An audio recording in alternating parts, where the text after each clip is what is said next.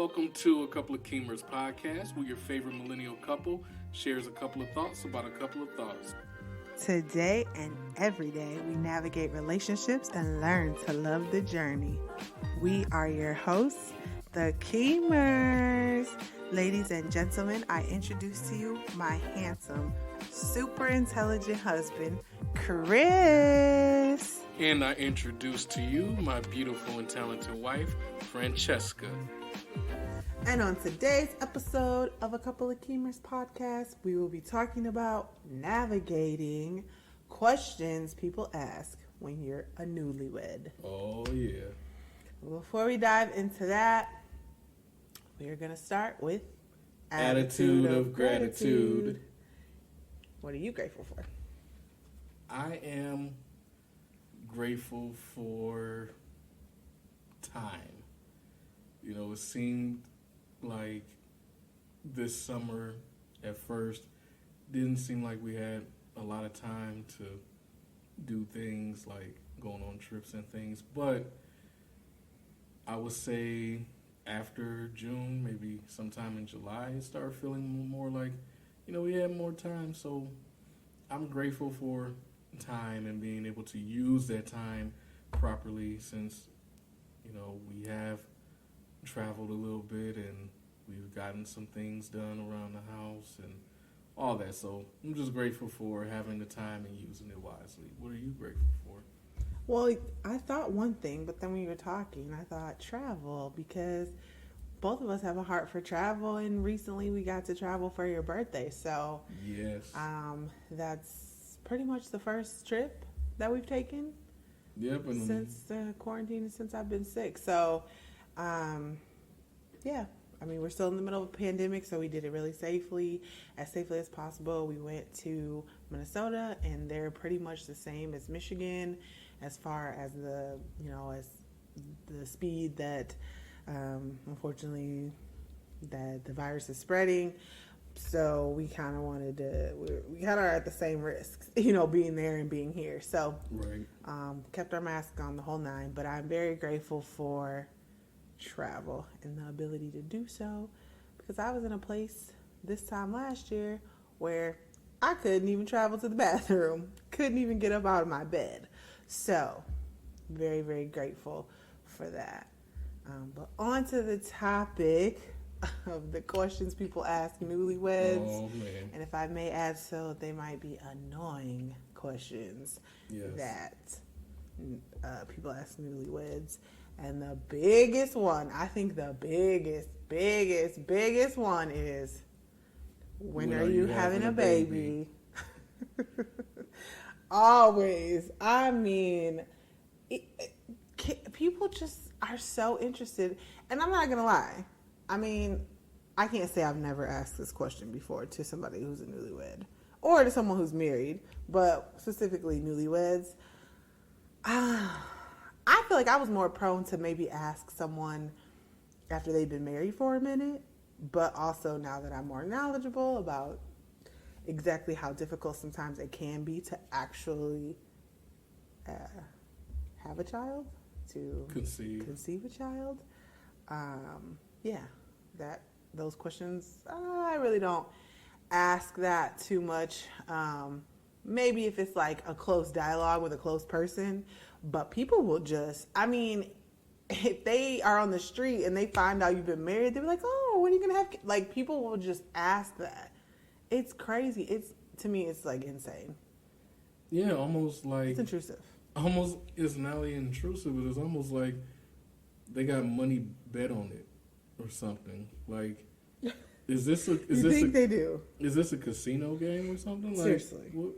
And then if I tell you, and then I can't or don't have a child by it, then what? You know, it's like, just have patience and have your own baby.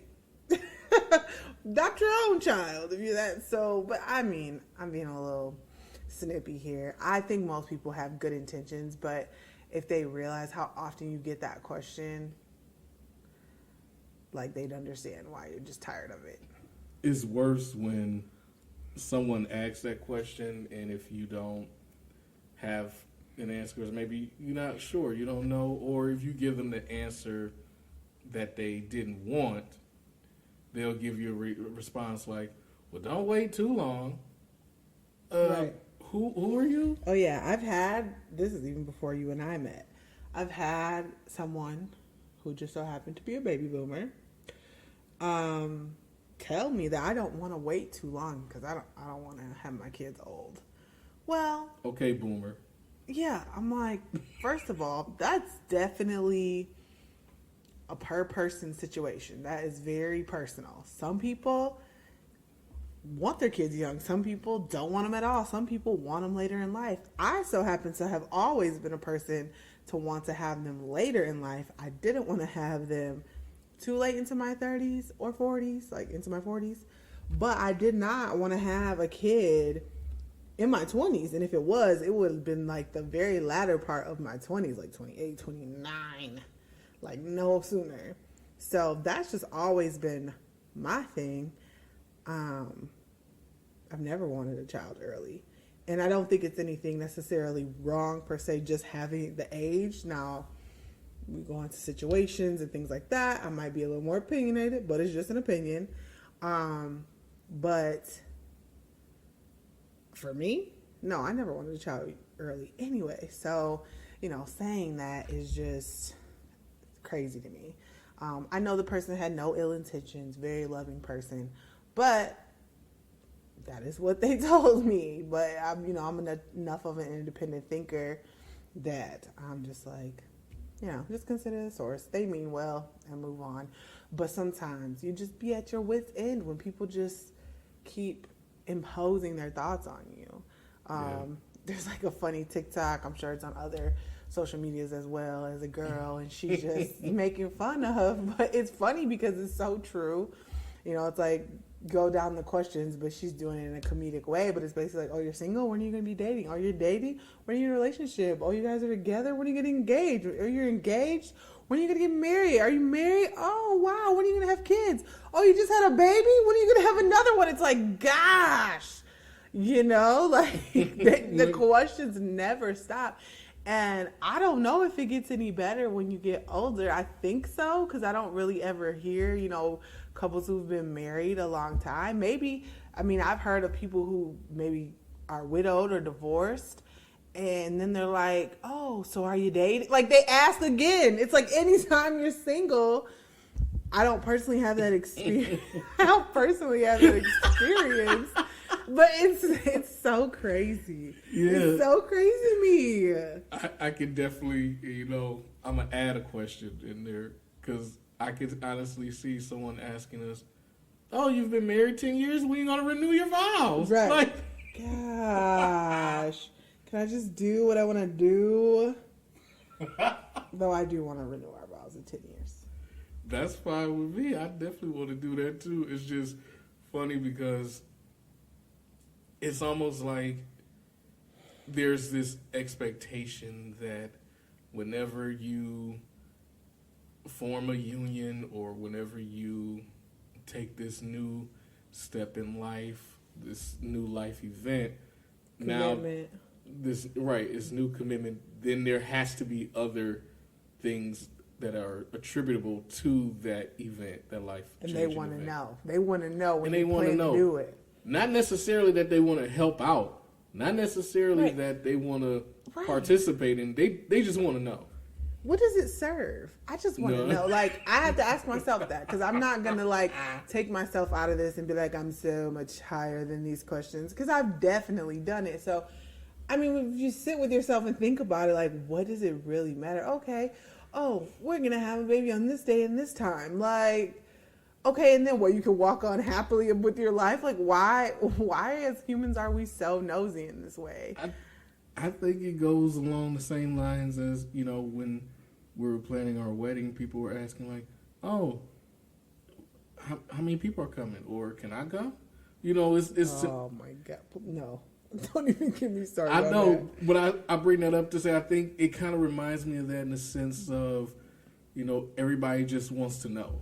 Everybody just wants to be a part of something. Everybody wants to know about whatever. It's like I think they want to have a conversation piece, so then they can go to the next person and be like, "Oh, you know, Frankie and Chris, they're going on their honeymoon to Jamaica." Like, they just want to say, they just want to be able to talk.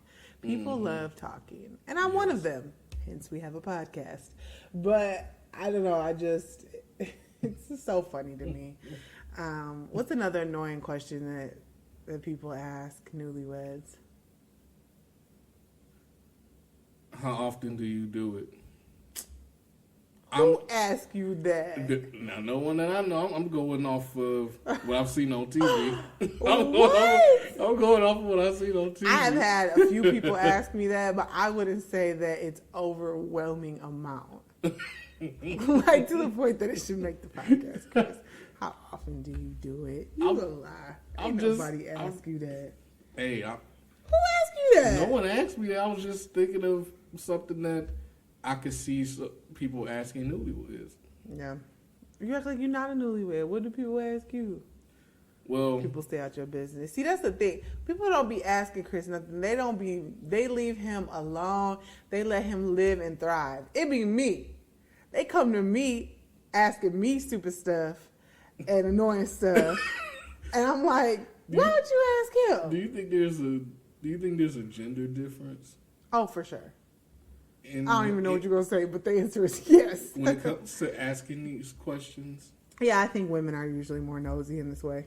Okay. But I think women and older men, like men above 50, mature men, like, especially if they're married or been married, like, they ask.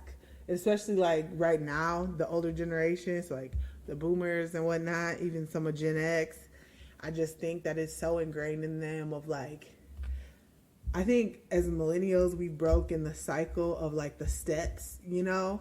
It's like, okay, you're out of school, now you're going to get married, then you're going to have a family, and then you're going to get a job somewhere in there, and then you're going to have a family, and then y'all going to have kids, and then you're going to have grandkids. It's like, we kind of broke the cycle of, like, not to say no boomers didn't have kids first, because a ton of them did. But, you know, it's like, if I have a kid first, I have a kid first. I mean, now people are choosing to be single parents, mothers, per se. Specifically, like, they're choosing that. That's a whole nother podcast. What we think of that. But I'm just saying, like, that was pretty much unheard of, I think, of any other generation. I'm sure somewhere along the way somebody did.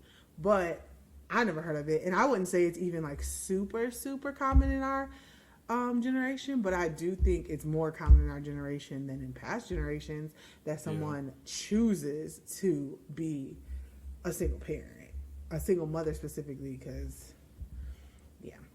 But I think it's called Single Mother by Choice, and I think the acronym is SMBC. Don't quote me on it, but I believe that's what it is.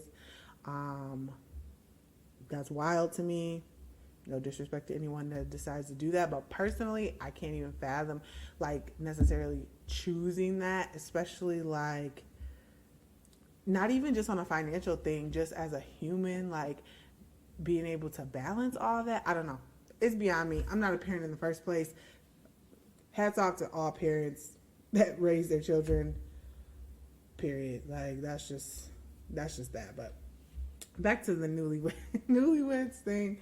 I think a question that I think is a bit pushy that people ask is, how do you get along with your in-laws? Oh, yeah. I've had people ask me that.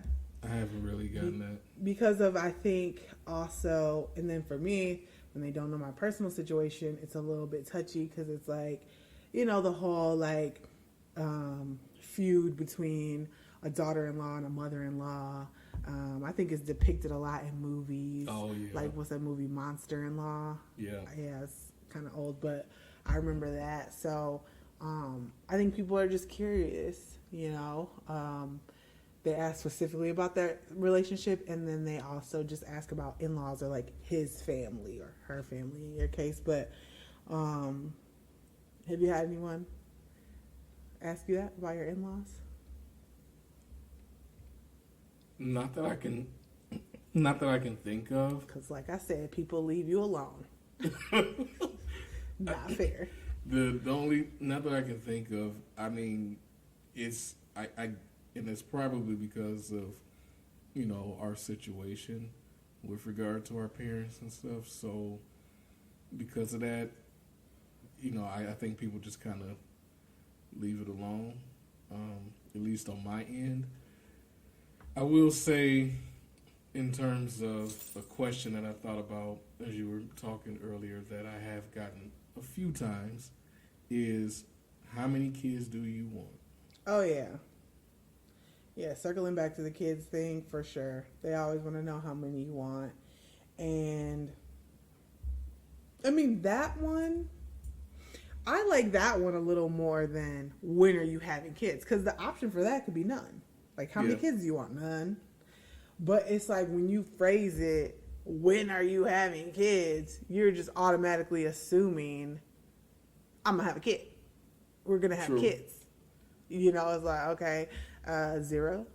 But I've like never. But I have learned when people ask, how many kids do you want, depending on a certain number, or like you say, you could say 0, that might trigger a response like, why only one? Right. Why only 2?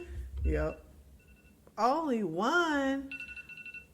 5? Oh my gosh, that's so many. 5 kids. It's like, what number? Well, what do you think I should do? How many do you think we should have? Like, did you ask me? Like, or one of my favorites. That's a good amount.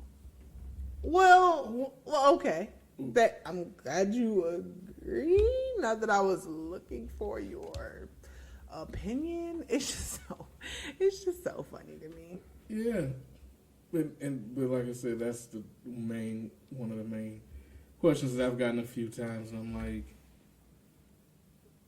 okay, so by me telling you this specific number, now you're either satisfied or unsatisfied, or you just now have to give me a response like you're upset.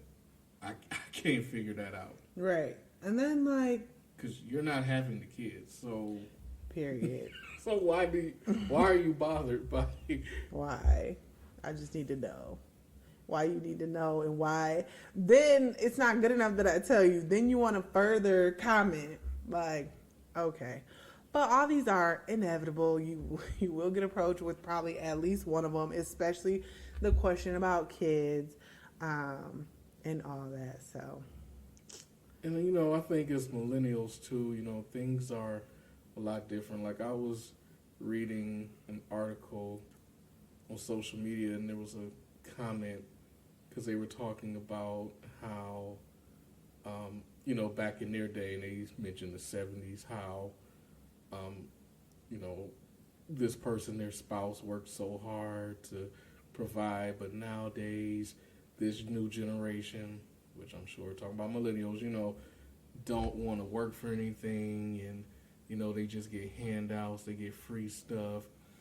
And, a lot of people made comments in response to this person's comment like, well, back in your day, people could live off of one check, and rent was not that expensive, and blah, blah, blah, all these things. And I say that to say, like, when it comes to having kids, depending on who you're talking to, especially in the older generation, a lot of them may come from, large families where having 10, 11, 12 kids was no big deal for different reasons, or having maybe, we'll say 5 kids, but, you were able to live off of one paycheck. So it's like, having 1, having 2, that's not enough. Right. It's not you. Who's going to be feeding these little so-and-sos? Right. Not you. Because then they want to say, well, I had 5 kids, and I went to work every day, and I paid bills. I had... Why you make them sound like that? I don't know. I just had a moment.